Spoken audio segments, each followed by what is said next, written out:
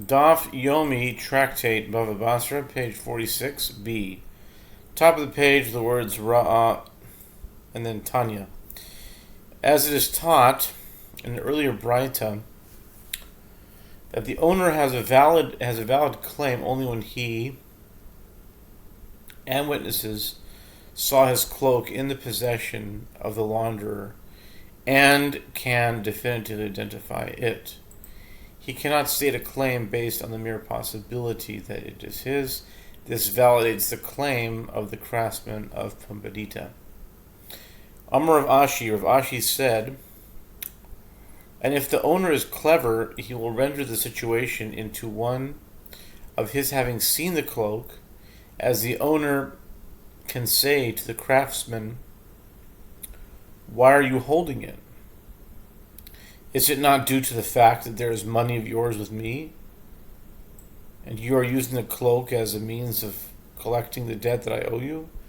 Now bring out my cloak before the appraisers, and they will appraise its value, and then you take what is rightfully yours, and I will take what is rightfully mine." When the craftsman presents the cloak, the ruling will change, as the owner will have seen the cloak.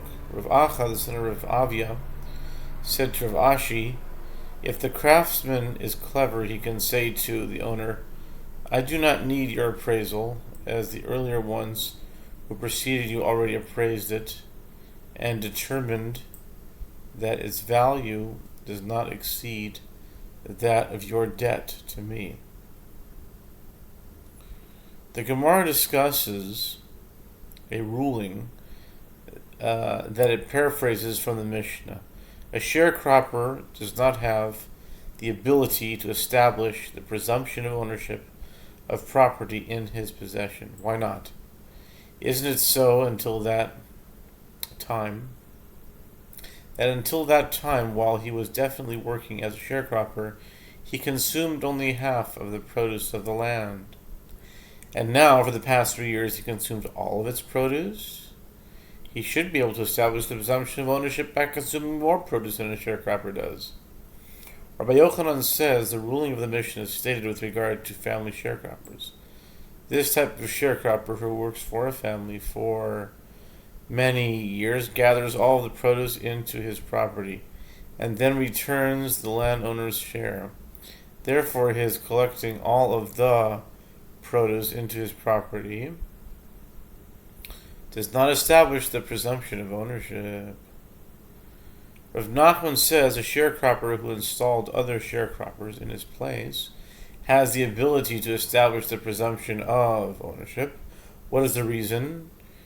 It is that it is not common for a person to see that unknown sharecroppers have been installed in his land and remain silent. If the prior owner did not lodge a protest, it indicates that the sharecropper is the owner of the land. Rabbi Yochanan says a sharecropper who divided among different sharecroppers does not have the ability to establish the presumption of ownership by that act. What is the reason? It is that one can say that the landowner merely appointed him as administrator, and there is no indication that he is acting as an owner. The Gemara relates from Nachman bar Rav Chizda sent this message to Rav Nachman bar Yaakov. Our teacher instruct us, can a sharecropper testify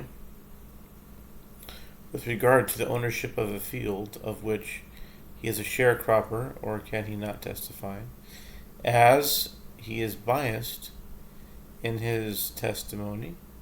Rav Yosef was sitting before Rav Nachman bar Yaakov and said to him, this is what Shmuel said, a sharecropper can testify. Rav Nachman bar Yaakov said to him, but isn't it taught in a Braita that a sharecropper cannot testify? Rav Yosef answered, it is not difficult.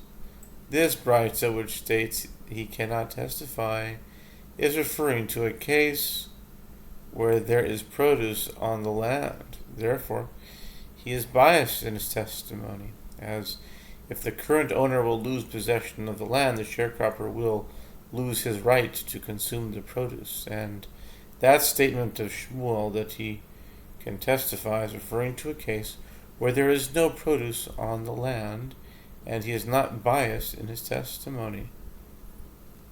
And an interesting siman occurs here, and I'm curious as to why the Gemara put it together this way.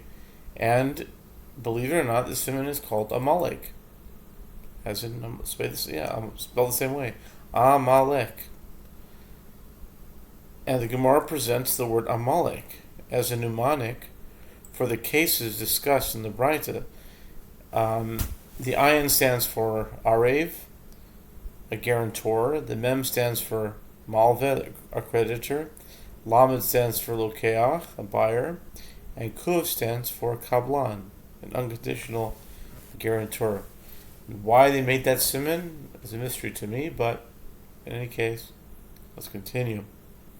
Tanu Rabbanan Arev Meid Lalove Behudis Le Ara Achwiti Malva Meid Lalove Behudis Le Ara Achwiti.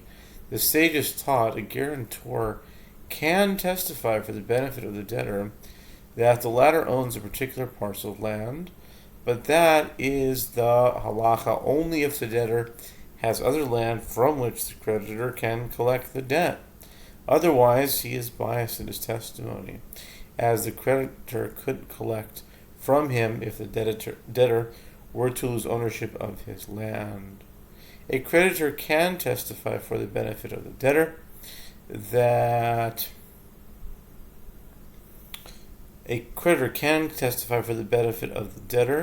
the latter owns a particular parcel of land, but that is the halacha only if the debtor has other land from which the creditor can collect. Otherwise, he is biased in his testimony, as this land is the only land available for collection. Similarly, if two people purchase land from one seller, the first buyer can testify for the benefit of the second buyer if someone else were to claim that the land was his, but that is the halakha only if the second buyer has other land that he purchased from the same seller, either concurrent with or subsequent to the first buyer's purchase of the land in question.